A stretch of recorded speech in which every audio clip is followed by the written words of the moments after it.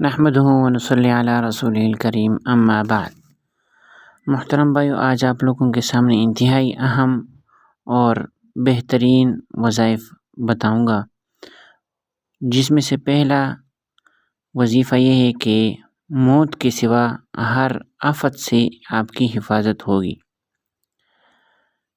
حدیث شریف میں آتا ہے کہ حضور اکرم صلی اللہ علیہ وسلم کے صبح و شام کے معمولات میں سے ایک خاص معمول یہ بھی تھا کہ آپ صلی اللہ علیہ وسلم سونے سے پہلے اور جاگنے کے بعد ایک بار سورہ فاتحہ یعنی الحمدللہ رب العالمین الرحمن الرحیم مالک یوم الدین ایاک نعبد و ایاک نستعین اہدنا الصراط المستقیم صراط الذین انعمت علیہم غیر المغضوب علیہم ولا الضالین، اور ایک بار سورہ اخلاص یعنی قل هو اللہ احد اللہ الصمد لم یلد ولم یولد ولم یکن لہ کفوا احد،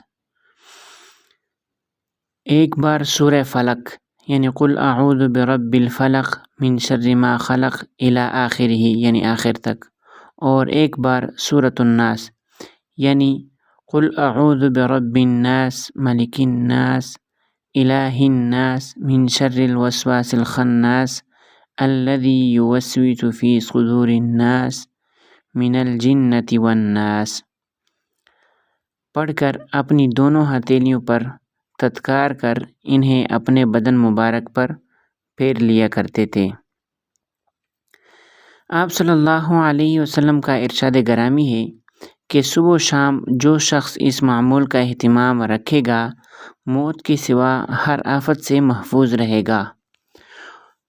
روز روز عاملوں کے پھیرے لگانے، دم جاڑا کرانے، تویز گلوں میں لٹکانے اور خون پسینے کی کمائی عاملوں پر لوٹانے سے بہتر ہے کہ اس چیز کو اپنا اور بال بچوں کا معمول بنا لے۔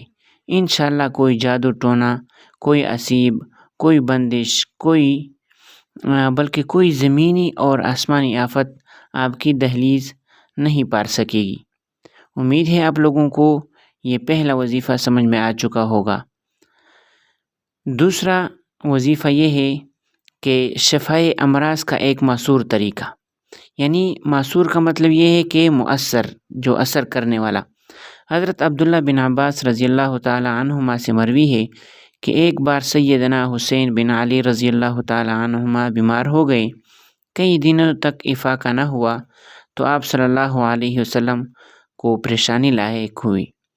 اس پر آپ صلی اللہ علیہ وسلم کو وحی کے ذریعے بتلایا گیا کہ پانی کے ایک بھرے ہوئے پیالے پر 40 بار سورہ فاتحہ یعنی الحمدللہ رب العالمین ولا الضالین تک پڑھ کر اس سے ان کو نہلا دیا جائے۔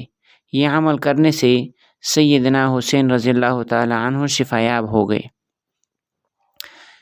اس میں نوٹ کرنے والی بات یہ ہے کہ یہ حدیث اسناد کے حوالے سے ضعیف ہے، لیکن اس میں بیان فرمودہ علاج 100% صحیح ہے۔ اللہ تعالیٰ سمجھنے کی توفیق عطا فرمائے۔ وآخر دعوانا ان الحمدللہ رب العالمین۔